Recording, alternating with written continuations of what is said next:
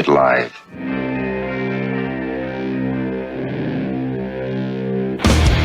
Hey, who wants to have some fun? There are balls coming from all over the place. Left field, center field, right field. See, this is the kind of thing, quite honestly, right now, that makes you want to see the Chicago Cubs team lose. Now, you just saying you want to have fun, or do you really want to have fun? It'll be fun. Will the next person that sees anybody throw anything onto this field, point them out, and get them out of here? You don't live in Cleveland. You live in Cincinnati. You talking to me? You talking to me?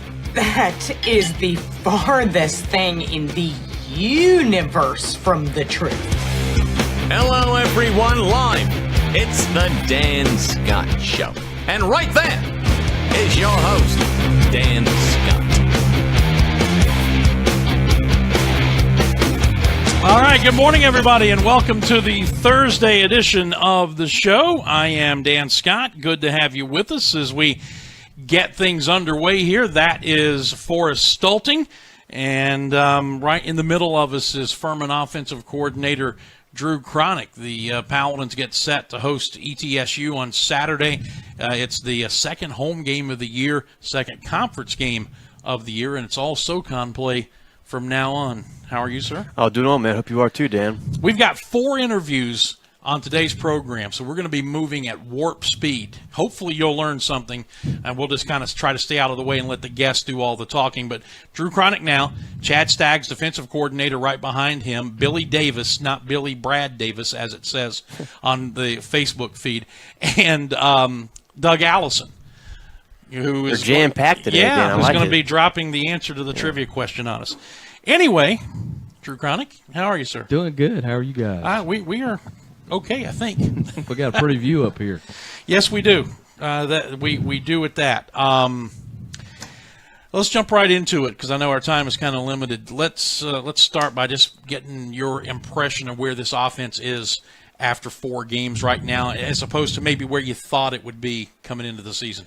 We're evolving, and I think some of the the base things we want to be able to do obviously was run the football, and show a lot of different formations and motions and different things to make you cover all the field, and then be a very good play action team, and be efficient in the passing game. And I think we've been able to do some of those things at times. If you look at us, we've been very balanced. PJ's done a good job throwing the football. We've had guys make plays in the passing game, and we've been able to run the ball up in there some. That's something we want to continue to improve. We need to be able to get those, get the rushing yards up there, because the better you're able to run the ball, the more that you're able to hit those play action passes. So I think the kids have adapted well. I think they're enjoying what we're doing. I think it lends itself to our practices. We're able to practice with some tempo and get a lot done in a short period of time. And I'm learning because we're doing a lot of things that I haven't done in the past. So it's been good for me, just growing. But I'm excited about it, and we'll continue. Hopefully we're a difficult team to prepare for because of the different things that we do and make you think a lot. We do a lot of the, most everything we do is out of the same personnel group. So you're not able to, we're able to get in different formations, run different plays, without substituting a whole lot, and hopefully we're a hard team to prepare for.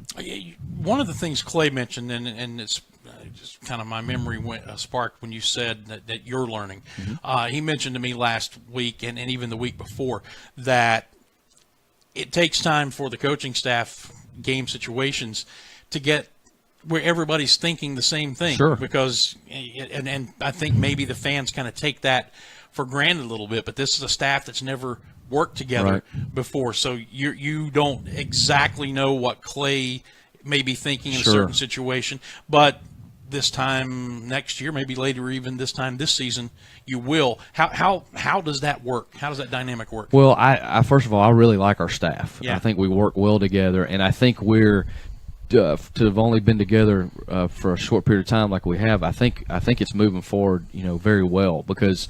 I'm starting to learn what Coach Hendricks likes to do in certain situations. I'm getting, good information from the booth up there from Coach Quarles and Coach Sims. And it's really a group effort. calling plays is, everybody has a hand in that, and you do a lot of prep during the week for certain situations. What do we want to call the first, third, and medium? What do we want to call the first time, we want to take a deep shot or whatever it is? So, and then just having a feel during the game for, what's going to be there, and that's a group effort. And like I said, I'm learning. With the things we're doing, what's the next thing? If they're taking this away, what's the next thing you want to go to? And I think we're all getting more and more comfortable as we move forward, and that's exciting. I think it's been good. So hopefully, not only will the players continue to get better at what we're doing, but so will the coaches. And before Forrest asks this question, I'm just thinking all this is still coming together. But what we've seen out of this offense through 4 games, we can see the potential of it. And if it's looked like this now, you can only imagine what it's going to look like in another year or 2 or 3. Well, and one thing you got to realize too is defenses will, after they see us for a while, they'll also get better at defending us, or understanding what we're going to do. But I think you're right. I think the more familiar we get, our players get familiar, the coaches get familiar, and it continues to evolve and expand. Hopefully, we can be a top 10 offense in the country. That's what we really like to do. That's what our goal is.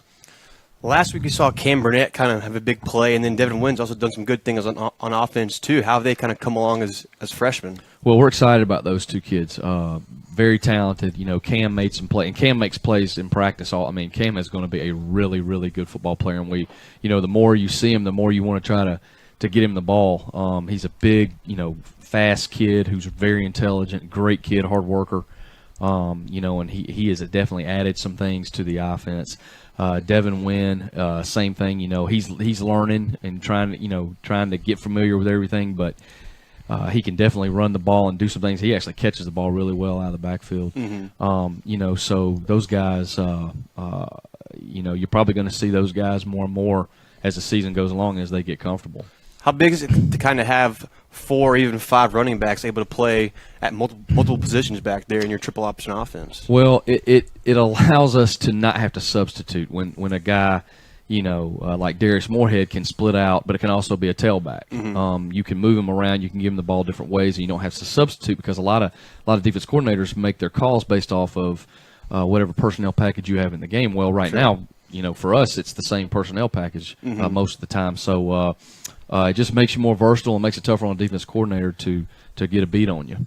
This is Drew Cronic. He's the offensive coordinator here at Furman. One of the things that we have found out very quickly through the first 4 weeks is that young Thomas Gordon at that wing spot is a dangerous weapon. Absolutely. And, Thomas can do a lot of things. And Thomas is I'll tell you what, he is a great practice player. He practices hard and works at it, and he's a quick twitch guy. We talk about twitch all the time, guys that can move around in space, make people miss. You see him on a reverse, make a guy miss, or you see him catch a ball down the field. He just really excited about him, and we're going to have him for a while. So he's another one of those guys. He and Darius both can line up all over the place and do a lot of the same things. Catch a pitch. Whatever we need him to do to try to get him the ball in space. The other guy who I think we've seen a glimpse of the kind of weapon he can be, and I would imagine will be even more dangerous moving forward, and was an intriguing move of taking Andy Shumpert from the wide receiver spot and moving him into a tight end spot. He potentially presents a lot of matchup issues for opposing defenses. He does. And Andy's a really smart kid, and he's taken to the blocking that comes with playing tight end very well. But he gives you a weapon that can attach, that he can split out. You've already seen him get behind NC State. He does a lot for you in the passing game because he can run. He's long, and he's so intelligent that you can ask him to play anywhere, and he can do it. So that was a real good move for us. We were able to do that and move some pieces around, and we got more athletic at that position when we did that. I see Chad is kind of lurking about, and our 10-minute increments are moving kind of quickly. So final question for you quickly, just give us a little bit of a scouting report on ETSU. Well, ETSU is obviously, I think this is I want to say it's their 3rd year playing competitively, since they started back up, and they look, they've played really good football. Defensively, I think it was Coach Taylor that's the defense coordinator. He has been in this league for a long time. He was at East Tennessee earlier when we used to play him, back before they gave up the program. He's been at Chattanooga, been a couple different places. They run the 50 defense there, the odd front, but they also give you some different looks and move to an even front. So they're very sound. They play hard, and they've improved every year. And they've really, that was a big win for them versus Mercer. And they had the Citadel. They had a lead on the Citadel late in the game, and so it'll be all we can stand. We've got to play well because they'll be fired up to play us. It's a big game for them too, and we've got to attack those guys. We got to make them play the whole field. We got to show them some different things, keep them off balance. But it should be a lot of fun Saturday because that is a very good opponent. And got to get PJ to continue to kind of take the deep breath when necessary and hit open receivers, as we saw at Colgate. That really makes such a difference in this offense. It does. When we are able to be efficient in the passing game, I think we can be special, because it becomes very difficult to defend us when you've got to defend all that stuff. Yeah. And PJ is a very talented young man and can make all the throws. And, I give him a hard time. He's a little bit, I call him, John Wayne a little bit just because sometimes you don't know what he might do, but he's really done well playing within the system. And I think he gets more and more comfortable every week, so I expect him to have a big game. All right, well, listen, appreciate your time this morning. We'll interchange you for Chad. And sounds good. And give him 10 minutes for rebuttal. Yeah, now, and we'll be go careful. Off there. He'll talk your ears off now, so well, y'all have to shut him down. You didn't do such a bad job yourself there. All right, thanks, guys. That's Drew Cronic, the offensive coordinator here at Furman. We'll take a quick break, and I'll remind you as we do that the show is brought to you by our friends at the Atlanta Bread Company in Cherrydale Plaza. Please stop by and see them and thank them for their sponsorship of the show. Here's a little more about them as we head to break, and Chad Staggs joins us on the other side. The Atlanta Bread Company wants to make your dining experience as convenient as possible, especially if you're ordering takeout. Go online to atlantabreadcompany.com, place your order there, and pay for it too. Then, when you get to the restaurant at Cherrydale Point, you breeze right by the cash registers and go straight to the pickup counter where your food will be waiting. And speaking of food, try the new Shrimp Po' Boy, a delicious and surprisingly healthy addition to the already great menu. That's the Atlanta Bread Company, Cherrydale Point in Greenville. Stuck in a state of falling behind? Struggling to keep up with your kids, finances, insurance? Then let State Farm agent Steve Borkland in Traveler's Rest help you simplify and get to a better state. Because with Steve handling your auto, home, and life insurance, you'll have more time for everything else. More money, too, because adding State Farm policies could mean earning discounts worth up to 40%. That's money Steve can help you put towards a college savings plan. Call State Farm agent Steve Borkland today and get to a better state with State Farm. All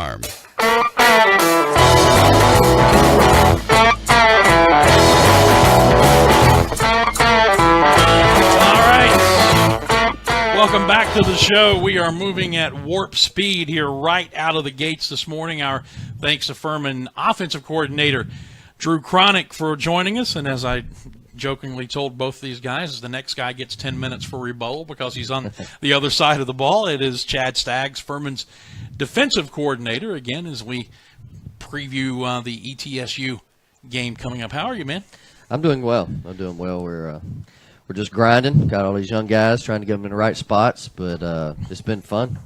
Well, what does it say about a true freshman making his first start who really doesn't have a complete grasp of everything that's going on, and he still goes out and gets 16 tackles, a tackle and a half for a loss, and a quarterback sack, talking, of course, about Raynard Ellis? Right. Yeah, it was, I guess, surprising to a lot of us. We went into the game thinking we're going to see a lot of different things than we ended up seeing. I don't know if it was structurally what we were trying to do and take away, but it ended up being a big game for him in terms of what they were trying to attack. And, right now, at times, he's just kind of playing football. He's not always in the right spots schematically and ends up making a play. So, we're working at bringing that part along to stay within the system. But, go, see ball, go hit ball. That's kind of what freshmen do, and so he did a good job at that. He's a good athlete that right now we're just trying to trim down some of the things that he's doing in terms of within the scheme, but to say go make some plays, he can do that. Yeah, there was one play in particular, and I made the comment on it during the game at Colgate this past Saturday. that kind of goes to what you said, see ball, go hit ball, and it was watching him pursue from close to the near side hash all the way over almost to the other sideline and make a tackle, show good speed, and was able to get side to side. No doubt. And that's what we got out of both of those young linebackers is I think they're really good athletes. And so you make some plays like that. And, you know, there's times that, you know, you don't have a clue what they're doing, or they may not know what they're doing at times, but sometimes it just works out. And, you know, that's the crazy thing as coaches. Sometimes you want everybody in the exact right spot, but it never, in the game of football, it doesn't work that way sometimes. And, you know, you don't want to make them robots. That's the big thing is, you know, sometimes you tell them this is what's going to happen. It don't happen, and then they're expecting it, and they don't make a play. Well, they're so young right now, they don't know any different. And so deer in the headlight, huh? No doubt. And it was an impressive thing. I was happy for him, you know, because he was a kid that didn't get a lot of reps, and you know, he was frustrated because he wanted more reps, and he had a bunch of the older, you know, that was one group that had some older guys, and it was good because he hung in there and kept working, and his time came up, and that's how the game of football works. You got a lot of pressure on the quarterback this year, 11 sacks so far, and that was kind of a question mark going into the season. How they kind of impress you all on the defensive side of the ball? Well, that was one of the big projects we wanted to work on through the spring, because the 3-4 that we're in you don't have a lot of angles. When you're head up on a guy, it's harder to pass rush. So you got to generate that with some pressures and stuff. And we're developing that. And that was, like I said, in the spring, we realized we were not great at that point. So Coach Miller's worked really hard, extremely hard at that. And I think you're just seeing some of the work pay off a little bit. And, you know, the way the defense really structurally we want to work is we want to load the box and stop the run. And then when you get them into situations where they got to throw the ball, then you can get after them a little bit more by call, or, you know, they get, you know, the looks by the lineman or whatever it is. So I think what you saw in that game is we were able to stop the run, which is what they wanted to do, and then put it on a freshman quarterback, you know, put it on him. And then, you know, Chris Washington's really came a long ways. I mean, he's a guy that, you know, in the spring, he probably wasn't even a starter coming out of spring at the bandit position. And that's one position you need to generate pass rush, you know, in a 3-4, you know, anybody structure. And he stayed, I mean, he was here all summer. I mean, he was a guy that has just worked his butt off. And I talked to him yesterday about it, and I was like, did you even go home any this summer? And he was here every day at every workout doing extra work. That's awesome. And, you know, what you got to get a lot of these young guys to see what he's doing. And when you get a large amount of those guys, then the whole team is going to be better. And so that's one of the things I'm trying to get all of them to see. We've talked before, whether it's a 3-man front or a 4-man front, if you can get pressure with those guys and then you're blitzing when you want to, as opposed to blitzing because you have to. No doubt. That is a whole different operation for a defensive coordinator. No doubt. And you saw that was the opposite of Elon. You know, I was having to call some stuff to generate some issues because they were so good on first down. We wasn't doing a good job. They were blowing us off the ball a little bit. And I was having to do more of that versus Elon, where I was getting to do it, or not even having to call it as much versus Colgate. So you're spot on. It's kind of nice when you get to come after them and you don't have to come after them, without a doubt. How's the secondary played? I know Anor's been a big playmaker, and how they kind of come along. That play that Akil punched out, you know, like the Peanut Tillman deal where he punched it out, you know, we actually worked that a lot, and he is by far the best one. He does it all the time in practice, and Coach Williams had actually made a comment a week or two ago that, you know, he's going to get some of those this year because he does it all the time and works hard at it in practice. And that was, I mean, like a proud papa moment. That was unbelievable. You see the result of him working at it and attacking the football. That's one. I'm starting to see some of the things we've been preaching about Game 4. You start to see them a lot more enthusiasm, a lot more excitement, attacking the football, stripping at the ball every play.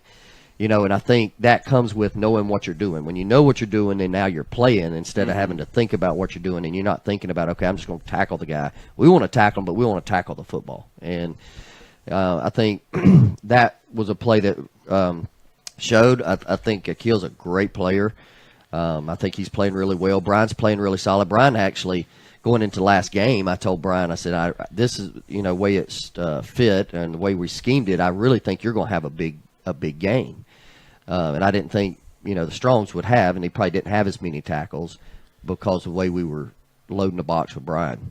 And then they never attacked that side, which is what we expected as much. So he graded out. He did his job the whole game. He played really good. He just wasn't as productive last game because they never ran it over there. Sure.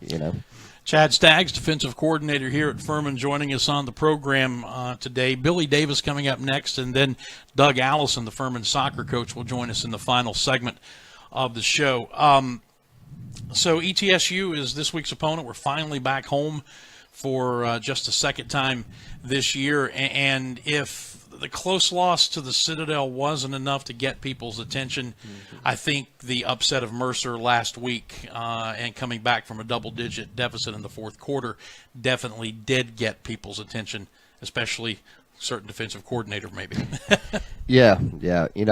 We faced a lot of these guys when I was at Charleston. We played East TSU in 15, and that quarterback was just a redshirt freshman, whatever he was then, and it's the same guy. Henrik? That's exactly right. And he's really good at escaping the pocket, and he's really good at keeping his eyes downfield and hurting people. And he did the same thing in 15 as a young guy.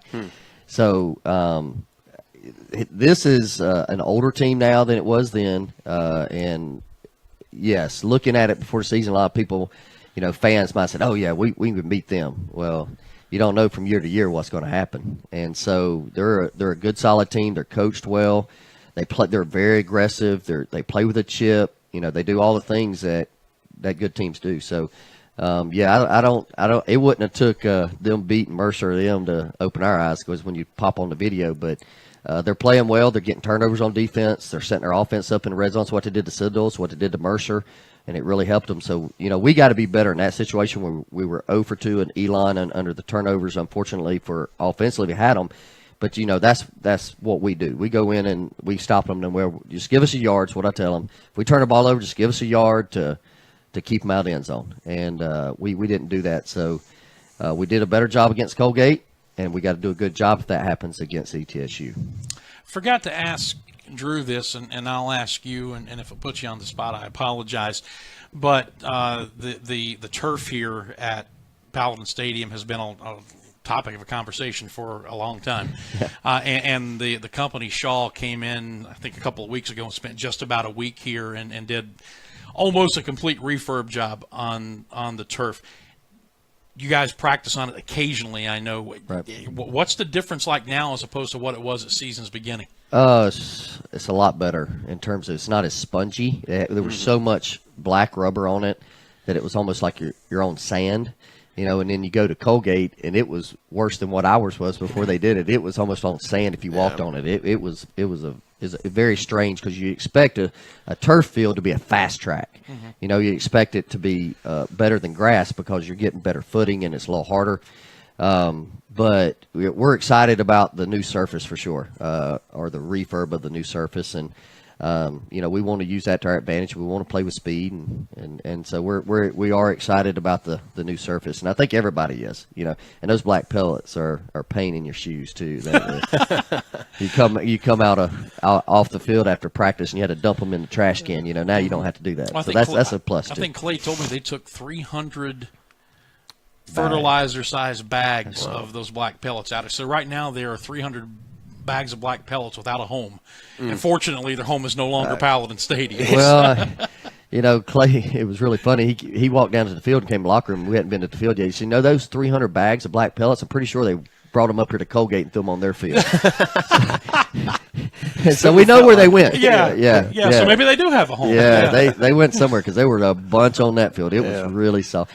But maybe it was a little gamesmanship on their part, because they're more of a run team, maybe slow some people down. I don't know, but it was very spongy. Well, that's what our my color guy David Cobb played here. Marcus McMorris, our sideline guy, played here, and they both made that comment even before we went on the air with the pregame show. I think David termed it like trying to walk on oatmeal in some places. So, it was.